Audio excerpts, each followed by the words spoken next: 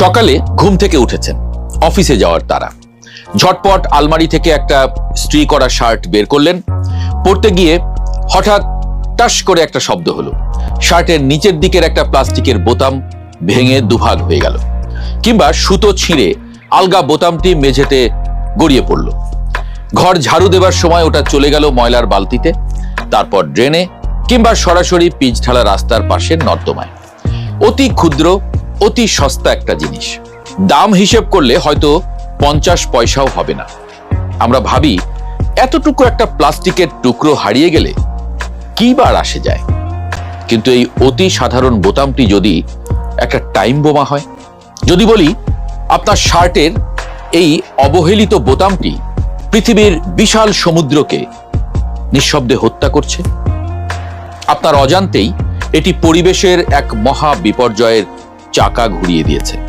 আজ আমরা এই 50 পয়সার বোতামের ময়না তদন্ত করব। দেখব কিভাবে একটা ছোট্ট প্লাস্টিক টুকরো মানুষের অস্তিত্বকে হুমকির মুখে ফেলছে। আসুন রসায়নের একটা সহজ কিন্তু ভয়ঙ্কর সত্যের মুখে দাঁড়াই। আপনার শার্টের এই বোতামটি তৈরি হয়েছে পলিয়েস্টার, নাইলন কিংবা অ্যাক্রিলিক দিয়ে। সহজ ভাষায় পেট্রোলিয়ামের বর্জ্য, যা মূলত প্লাস্টিক। এই বোতামটি যখন ড্রেনের পানিতে গিয়ে পড়ে তখন এর আসল রূপ প্রকাশ পায়। প্লাস্টিক কখনো মরে না, এর কোনো প্রাকৃতিক ক্ষয় নেই। একটা কাগজের টুকরো বা গাছের পাতা মাটিতে পড়লে কয়েক সপ্তাহে মিশে যায়, কিন্তু এই ছোট বোতামটি প্রকৃতিতে টিকে থাকবে কম করে হলেও 300 থেকে 400 বছর। এর মানে আজকে আপনি যে বোতামটি ড্রেনে ফেলে দিলেন, আপনার নাতিপুতি, এমনকি তাদের পরের 4 প্রজন্মেও এই বোতামটি কিন্তু মরবে না। ড্রেন থেকে এই বোতামের যাত্রা শুরু হয়ে একসময় পৌঁছে যাবে ঢাকার এই প্রান্তে বুড়িগঙ্গা বা অন্য প্রান্তে তুরাগ, বালু বা শীতলক্ষা নদীতে। নদীর স্রোতে ভাসতে ভাসতে একসময় গিয়ে সেটি পৌঁছাবে বঙ্গোপসাগরে। সাগরের লোনা পানি, ঢেউ আর সূর্যের তীব্র অতি বেগুনি রশ্মি এই বোতামের উপর কাজ শুরু করে দেবে। এই 3 শক্তির মিলিত আঘাতে বোতামটি আস্তে আস্তে ক্ষয় হতে থাকে, কিন্তু ক্ষয় হওয়া মানে মিশে যাওয়া নয়। বোতামটি ভেঙে কোটি কোটি অতি ক্ষুদ্র কণায় পরিণত হবে। বিজ্ঞানের ভাষায় একে বলে মাইক্রোপ্লাস্টিক। 1 থেকে 500 মাইক্রোমিটারের ছোট প্লাস্টিকের কণা, যা খালি চোখে দেখাই যায় না। লজিস্টিক্সের ভাষায় সাগরের চেইন হলো পৃথিবীর সবচেয়ে বড় সাপ্লাই চেইন। পৃথিবীর 3 ভাগ পানি। এই পানি আমাদের জলবায়ু নিয়ন্ত্রণ করে, আমাদের অক্সিজেন দেয়, কিন্তু মানুষের ফেলে দেওয়া কোটি কোটি প্লাস্টিকের বোতাম, পলিথিন আর বোতল সাগরে গিয়ে সাগরের পুরো সাপ্লাই চেইন সিস্টেমটাকেই ভেঙে দিয়েছে। একটু বুঝিয়ে বলি, সাগরের উপরের স্তরে ভেসে থাকা এই মাইক্রোপ্লাস্টিকগুলোকে দেখতে হুবহু সামুদ্রিক প্লাঙ্কটনের মতো লাগে। প্লাঙ্কটন হলো সাগরের ছোট ছোট মাছের প্রধান খাবার। ক্ষুধার্ত ছোট মাছগুলো পার্থক্য বুঝতে পারে না। তারা প্লাঙ্কটন মনে করে আপনার শার্টের বোতাম থেকে তৈরি হওয়া মাইক্রোপ্লাস্টিক গোগ্রাসে গিলে খায়। প্লাস্টিক মাছের পেটে গিয়ে হজম হয় না, এটি তাদের পাকস্থলিতে আটকে থাকে। ফলে মাছের স্বাভাবিক পুষ্টির প্রক্রিয়া বন্ধ হয়ে যায়।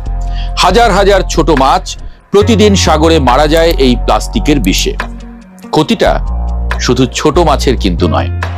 ছোট মাছকে খায় বড় মাছ, যেমন টুনা, স্যামন বা রূপচাঁদা। ছোট মাছের পেট থেকে এই প্লাস্টিকের বিষ স্থানান্তরিত হয় বড় মাছের শরীরে। একে বিজ্ঞানের ভাষায় বলে বায়ু অ্যাকুমুলেশন। ফুড চেইনের এক স্তর থেকে অন্য স্তরে বিষের যাত্রা শুরু।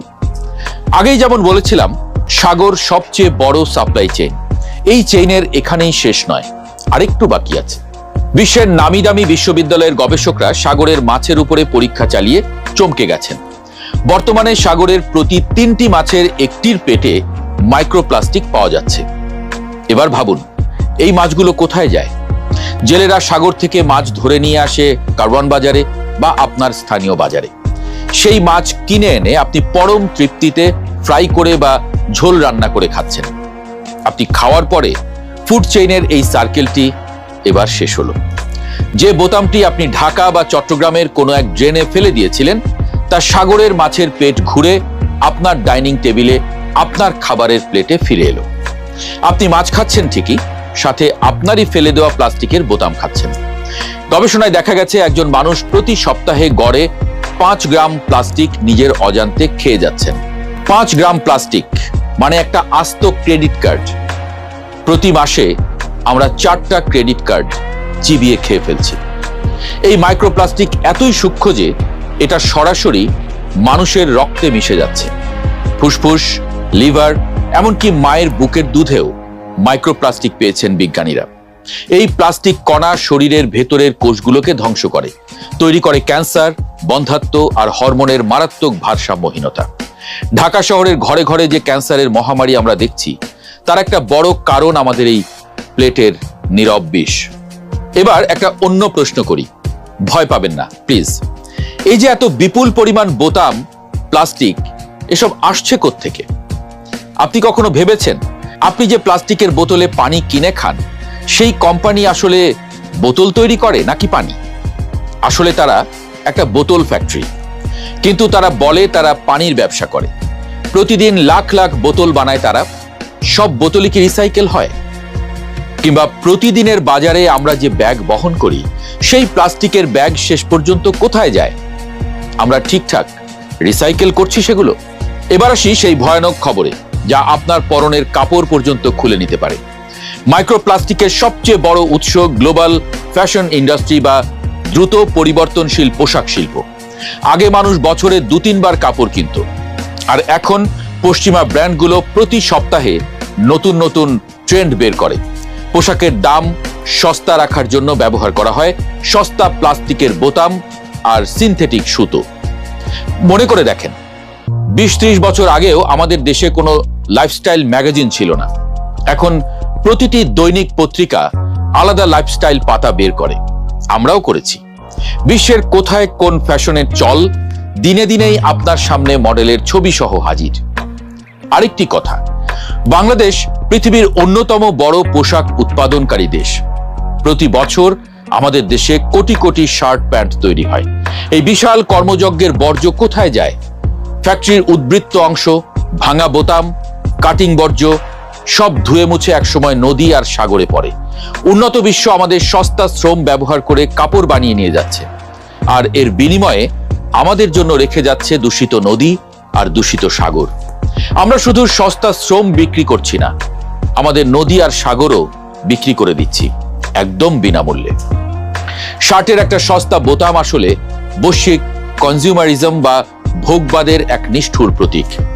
আমরা সস্তায় শার্ট কিনি, আমরা সস্তায় শ্রম বেচি, আর এর মূল্য শোধ করে আমাদের প্রকৃতি, আর প্রতিশোধ নেয় আমাদের ক্যান্সারের মতো অসুখ দিয়ে।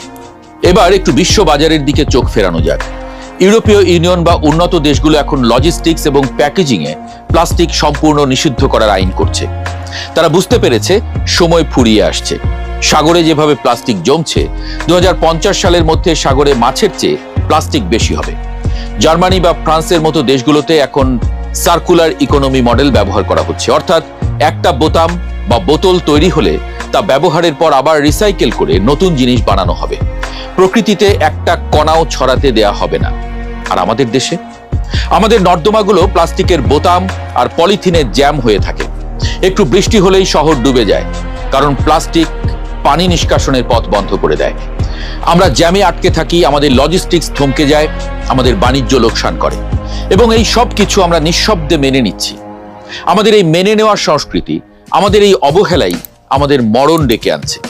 গত 50 বছরে আমাদের বর্জ্য ব্যবস্থাপনায় লাখো কোটি টাকার প্রকল্প হয়েছে, নতুন ডাম্পিং স্টেশন হয়েছে, আধুনিক ময়লার গাড়ি কেনা হয়েছে, কিন্তু আমাদের ড্রেন পরিষ্কার করার বা বর্জ্য আলাদা করার অভ্যাস হয়নি। আমরা আধুনিক শহর বানালেও আমাদের নদীগুলো নর্দমাই হয়ে থাকবে। এই যে পূর্বাচল, ঝিলমিল, বসুন্ধরার মতো আধুনিক শহর, গুলশান, বনানী, উত্তরার মতো মডেল টাউন, ঢাকা শহর এখন উত্তরা, টঙ্গী, গাজীপুর ছাড়িয়ে ভালুকা, ময়মনসিংহ পর্যন্ত ছুঁয়ে গেছে। এই আধুনিক মডেল টাউনগুলোকে একবার জিজ্ঞেস করেছেন তাদের বর্জ্য ব্যবস্থাপনা সিস্টেম কি? প্লাস্টিক আর কাগজ একই বিনে ফেলছে এসব আধুনিক শহরের শিক্ষিত, ধনী এবং আধুনিক মানুষরা। তাহলে আর কষ্ট করে আধুনিক শহর বানানো কেন? কেন অত্যাধুনিক অ্যাপার্টমেন্টে থাকা? গ্রামের চৌচালা ঘরেই না হয় থাকতেন। অন্তত গোলায় ধান আর গোয়ালে গরু নিয়ে কিছুটা পুষ্টিকর খাবার তো খেতে পারতেন। আমাদের নাগরিক সিস্টেম এখন মানধাত্তা আমলে। প্লাস্টিক বর্জ্য ব্যবস্থাপনার কোনো নিয়ম নেই, উদ্যোক্তারা প্লাস্টিকের বিকল্প খুঁজছেন না, সাধারণ মানুষও যত্রতত্র প্লাস্টিক ফেলছেন। পরিবেশবিদরা বলেন, শুধু আইন করে বা মেগা প্রজেক্ট দিয়ে পরিবেশ বাঁচানো যায় না। বাঁচাতে হলে সিস্টেমের দক্ষতা বাড়াতে হবে, অভ্যাস বদলাতে হবে। একটা বোতাম বা প্লাস্টিক কণা ড্রেনে যাওয়া বন্ধ করতে কোনো মেগা প্রজেক্ট লাগে না, লাগে শুধু সঠিক জ্ঞান, ডিসিপ্লিন আর ব্যক্তিগত সচেতনতা। দুঃখজনক হলো, এই যে কারখানাগুলো প্লাস্টিক ফেলছে, কিংবা আমরাই যে প্রতিদিন পলিথিন প্লাস্টিক যেখানে সেখানে ফেলছি, এজন্য আমাদের কারো কাছে জবাবদিহি করতে হয় না। যেন সাগরে বিষ ঢালাটা আমাদের একটা জন্মগত অধিকার। বিশ্বব্যাংকের গবেষণায় দেখা গেছে, প্লাস্টিক দূষণের কারণে বাংলাদেশের পর্যটন ও মৎস্য খাত প্রতি বছর হাজার হাজার কোটি টাকার লোকসান করছে। সাগরে মাছ কমে যাওয়া মানে মৎস্য খাতের বিপর্যয়। আপনি জানেন, আমাদের দেশে ইলিশের উৎপাদন কমে গেছে। গত অর্থ বছরে দেশে ইলিশ উৎপাদন 5 লাখ টনে নেমে এসেছে, অর্থাৎ প্রায় 1 লাখ টন ইলিশ কম। আরো মজার ব্যাপার হলো, যত ইলিশ পাওয়া গেছে তার আকার ও ওজন দুটোই অনেক কম। ইলিশ আর আগের মতো বড় হচ্ছে না। এভাবে চলতে থাকলে কয়েক বছর পর জাদুঘরে গিয়ে ইলিশ দেখে আসতে হবে। ডক্টর ইউনূস দারিদ্রকে জাদুঘরে পাঠাতে চেয়েছিলেন, আর আমরা মানব জাতিকেই জাদুঘরে পাঠিয়ে দিচ্ছি। আমাদের নদী ও সাগরের দূষণ সরাসরি আমাদের জিডিপিকে আঘাত করছে। যে নীল অর্থনীতি বা ব্লু ইকোনমি থেকে আমাদের বিলিয়ন ডলার আয় করার কথা ছিল, সেই সাগর এখন প্লাস্টিকের ডাম্পিং গ্রাউন্ডে পরিণত হয়েছে। এর সঙ্গে চিকিৎসা খরচটা ভাবুন। ক্যান্সার সহ যত অসুখ হচ্ছে, এগুলোর খরচ তো আছেই। আমাদের মাটির উর্বরতা কমাচ্ছে, উৎপাদন কমে যাচ্ছে এবং জিডিপির প্রবৃদ্ধিও কমে যাচ্ছে। নীরবে আমাদের অর্থনীতি ধ্বংস হয়ে যাচ্ছে। এবার একটু আশার কথা বলি। এত বাধা, এত অদক্ষতার পরেও কিছু মানুষ কিন্তু লড়াই করছেন। আমাদের দেশের তরুণ ও নারী উদ্যোক্তা এখন প্লাস্টিকের বিকল্প নিয়ে কাজ করছেন। পাটের সুতো, নারকেলের মালা বা কাঠের তৈরি ইকো ফ্রেন্ডলি বোতাম বানাচ্ছেন। তারা আন্তর্জাতিক বাজারে পরিবেশ বান্ধব পোশাক রপ্তানি করার চেষ্টা করছেন। প্লাস্টিকের বিকল্প পাটের ব্যাগ বানাচ্ছেন। একটু ভাবুন তো, এই সবুজ উদ্যোক্তাদের যদি রাষ্ট্র একটু বড় লজিস্টিক্স বা পলিসি সাপোর্ট দিত। আহারে, প্লাস্টিক বোতামের উপর যদি চড়া ট্যাক্স বসানো হতো আর পরিবেশ বান্ধব বোতামকে প্রণোদনা দেওয়া হতো, তাহলে আমাদের টেক্সটাইল ইন্ডাস্ট্রি পুরো বিশ্বের রোল মডেল হতে পারত। তরুণরা তাদের বুদ্ধি দিয়ে পরিবেশ বাঁচানোর চেষ্টা করছেন, কিন্তু রাষ্ট্র কি তার দায়িত্ব পালন করছে? সময় এসেছে এই প্রশ্নটা তোলার। বারবার একই কথা বলি, ছোট একটা ছিদ্র যেমন আস্ত একটা টাইটানিক জাহাজকে ডুবিয়ে দিতে পারে, আপনার শার্টের সুতো থেকে খুলে যাওয়া ওই 50 পয়সার বোতামটিও তেমনি আমাদের সমগ্র জলমণ্ডল এবং মানব সভ্যতার এক অদৃশ্য ক্ষয় সৃষ্টি করছে। এটি কোনো বিচ্ছিন্ন ঘটনা নয়, এটি আমাদের অবহেলার এক জাতীয় দলিল। আমরা যদি উন্নত দেশ এবং সুস্থ জাতি হতে চাই, তবে আমাদের চিন্তাভাবনা উন্নত করতে হবে। চকচকে মেগা প্রজেক্ট বা আধুনিক শপিং মল দিয়ে চোখ ধাঁধানো যাবে, কিন্তু মানুষের জীবন বাঁচানো যাবে না। জীবন বাঁচাতে হলে আমাদের প্রকৃতির হিসাব মেলাতে হবে। প্রতিটি বর্জ্য, প্রতিটি প্লাস্টিক কণার সঠিক গতিপথ নিশ্চিত করতে হবে। এরপর যখন শার্টের কোনো বোতাম ছিঁড়ে যাবে বা প্লাস্টিকের ছোট চামচটি হাতে নেবেন, তখন ওটা ড্রেনে ফেলে দেওয়ার আগে একবার থামুন। নিজের হাতঘড়ির দিকে তাকিয়ে ভাবুন, একটা বোতাম, একটা প্লাস্টিকের বোতল কিংবা একটা পলিথিনের ব্যাগ ফেলে দেওয়ার সময় আপনি নিজেই আপনার এবং আপনার সন্তানের আয়ু থেকে কতটা মিনিট নিজে